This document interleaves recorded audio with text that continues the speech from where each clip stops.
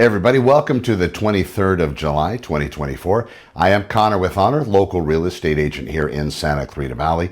Today we're going to get to that local market update that we always do every single day. 471 active listings currently on the market.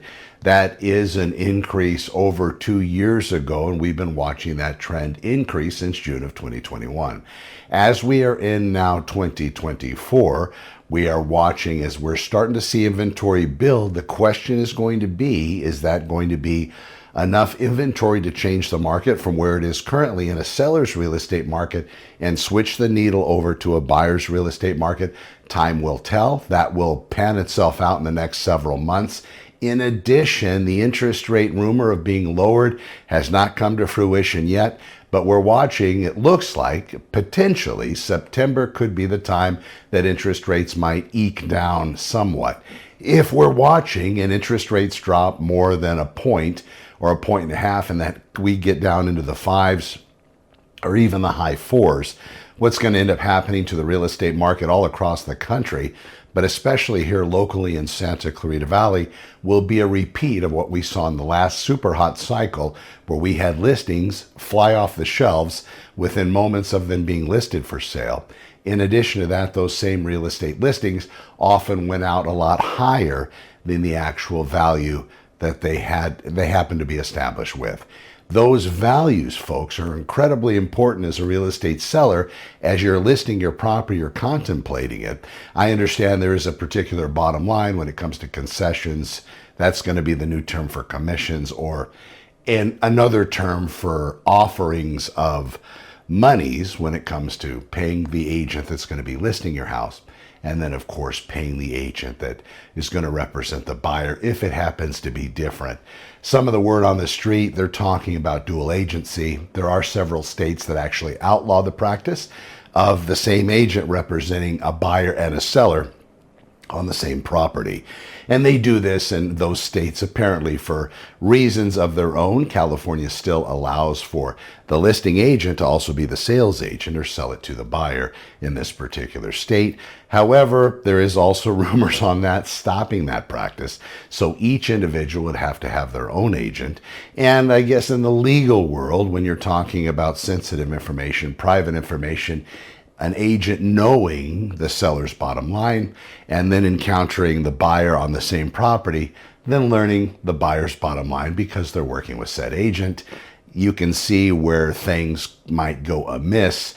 Always recommending to have your own real estate agent, your own professional, when you're approaching real estate.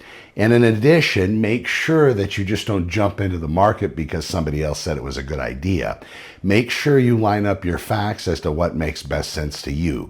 You're going to want to get those people that are going to be living in the residence with you, in addition, and also go and meet those neighbors before you start getting too deep into escrow after you've established that you've secured the property with the offer that you've written. It's good advice because it's important to know those neighbors that are going to eventually or could potentially impact your property. The ones that are going to be behind, the ones that are going to be next to, and of course the ones that are across the street. It's nice to take you and your entire people, everybody that's going to be in the residence, and maybe even those visiting, over to meet everybody so you can get a good feel as to the neighborhood. And, it's good to know who we're living next to. So make that part of your early process in escrow. And then even before that, when you're looking at houses, make sure that your agent looks at those main things that cost people the most money in residential real estate. And a lot of the things that are most neglected in real estate happens to be the electrical panels, the HVAC systems, which is the heating, air conditioning, and cooling. And then you also have the plumbing. What type is it? When was it put in? And then what kind of leaks have they had since they've owned the residence? If you've had any kind of leaks, you'll know that if you don't get to them quickly, they can create issues like growing mold inside residential walls, depending on humidity levels and the types of mold. We see that from time to time out here in Santa Clarita.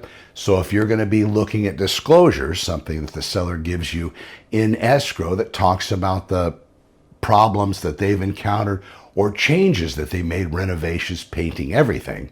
If you see this document, which you will as part of the process, make sure your agent goes through it with you so you understand what the seller is claiming with regard to their house. If you have to do a further inspection, or maybe you've gone out to the house and they mentioned something, you're there with your home inspector, it's not a bad idea to drop that bomb on them and say, hey, listen, in the disclosures, the seller mentioned that they had a leak in the attic from the roof, and I would like you to at least see what's going on. Sometimes they'll come back and say, thank God you told me about it.